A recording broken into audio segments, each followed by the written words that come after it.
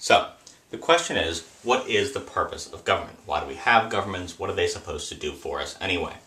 A lot of people don't like the government. They complain. They say the government's never done anything good for me. I don't see them doing anything.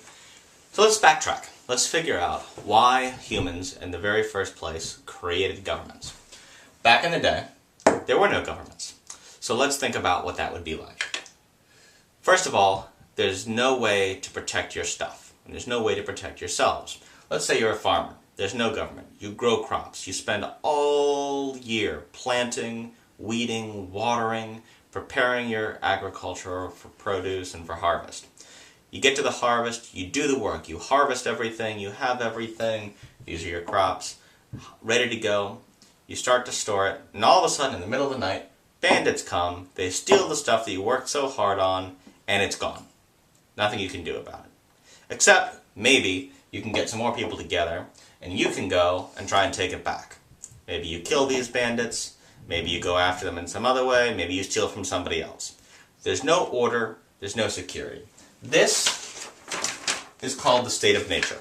In the state of nature, without governments, there is no security, no safety, there are no laws, and there's chaos and anarchy. No one is in charge, people do what they want, it's total freedom, but it's not the kind of freedom that most people would want, because there's no security to go with it. So, what happens next? People figure out, we have to do something. Something has to change. All these people over here, they decide, you know what? This sucks. We've got to make some kind of change. We're going to create what's called a social contract. The social contract is an agreement. It's a philosophical idea, an agreement to actually create a government. So who creates the government? The people do. It's the people, like you and me, who got fed up with the chaos and the disorder, who basically decided we need to come up with another way that we can live together effectively so that my stuff is safe, your stuff is safe. The goal and the purpose of government, under the social contract then, is to protect people from other people and protect people's stuff, to protect private property. Those are the two main goals of the social contract. All of this was explained by this guy, John Locke. He was a social contract philosopher. John Locke is a name you'll need to know. He is a very important political theorist, and his ideas were influential in the writing of the Declaration of Independence by Thomas Jefferson, and the basic idea that people should have rule. Ideas of democracy that we live in and believe in today, many of those were articulated and spelled out and explained by John Locke, the social contract philosopher.